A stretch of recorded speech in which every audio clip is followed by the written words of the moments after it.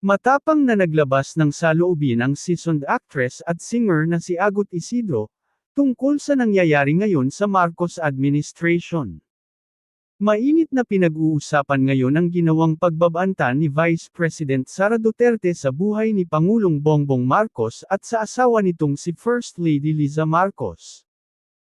Itinuturing itong active threat ng Palasyo ng Malacanang, kaya naman seryoso itong pinagtutuunan ng pansin ng mga otoridad para masiguro ang kaligtasan ni PBBM.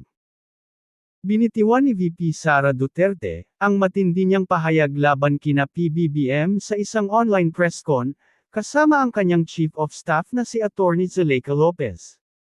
Aniya, may kinausap na ako na tao.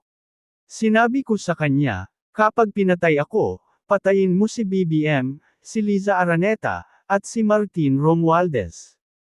No joke, no joke. Nagbilin na ako. Kapag namatay ako, sabi ko, huwag kang tumigil ha, hanggang hindi mo mapatay sila. And then he said yes. At sa gitna nga ng maingay at sensitibong isyong ito, nagbigay ng reaksyon si Agot Isidro, matapos daw niyang mapanood ang isang video. Sa pamamagitan ng kanyang Twitter account, nagpahayag ang aktres ng kanyang nararamdaman, hinggil sa nasaksihang mga eksena sa tinutukoy niyang video. Walang binanggit si Agot kung tungkol saan ito, pero naniniwala ang mga netizens na may kinalaman ito sa bangayan ng kampo ni PBBM at ng Team Duterte. Just saw the video. Na-scam talaga mga botante. Sa mga bumoto ng tama, itaas ang kamay, ang pahayag ni Agot.